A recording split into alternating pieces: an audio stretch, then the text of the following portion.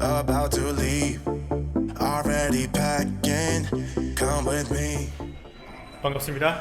헬스 커뮤니케이터 최은식입니다. to a place where we don't know. 자, 오늘 저는 오전에 보험사 방송 촬영을 하고요. 오후에 미팅 하나 하고 이제 집으로 갑니다. Be live with no distractions. We'll get away.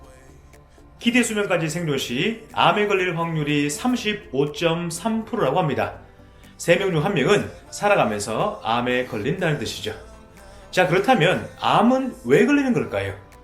암이라는 것이 하늘에서 뚝 떨어지는 질병이 아니라 정상적인 세포들이 여러 가지 원인 때문에 헷가닥 돌면서 그냥 변이를 일으켜서 그 세포가 무한 증식해서 생기는 병이 바로 암입니다.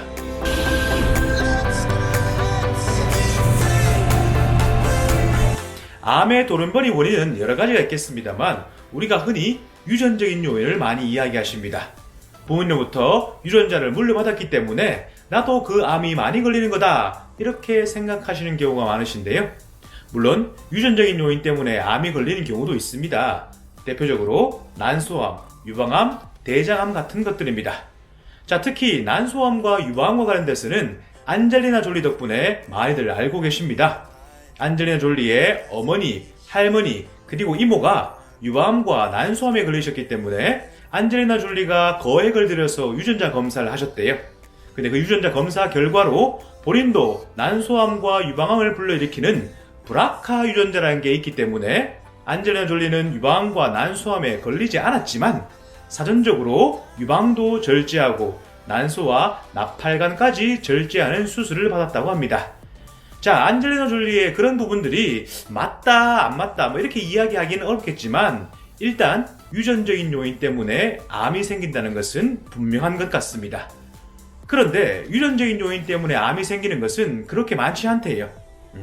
전체 암 발생 원인의 5% 정도만이 유전적인 요인이라고 알려져 있습니다. 자, 그렇다면 대부분의 암은 유전이 아니라 뭐 때문에 생긴 걸까요?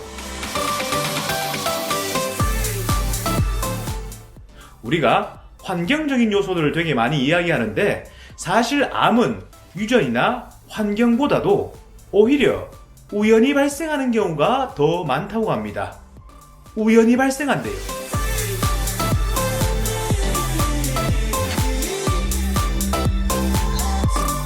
미국에 존스 홉킨스라는 대학교가 있습니다. 특히 의과대학으로 유명한 대학교인데요.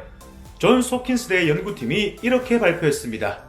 바람 유전자 돌연변이 원인이 5%는 유전적인 요인, 그리고 29%가 환경적인 요인, 그리고 무려 66%는 무작위적인 오류 때문에 발생한다. 즉, 세포 분열 과정에서 생기는 무작위적인 오류 때문에 암이 생기는 경우가 전체 암의 3분의 2라고 합니다.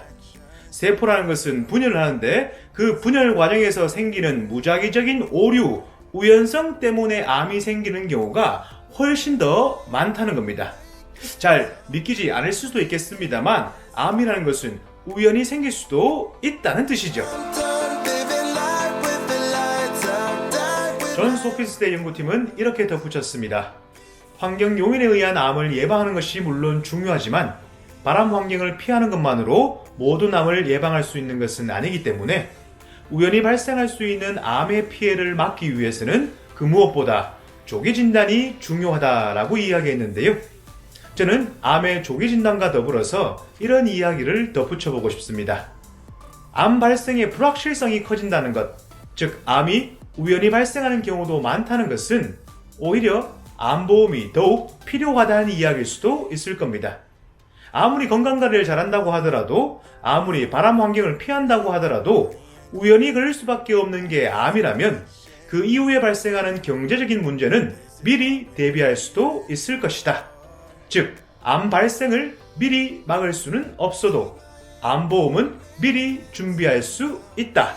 이런 메시지를 함께 말씀드려보고 싶습니다.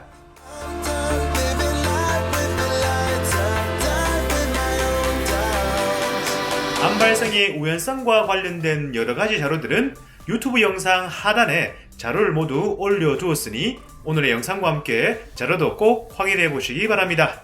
자, 다음 시간에 또 다른 주제로 찾아뵙도록 하겠습니다. 그때까지 모두 건강하십시오.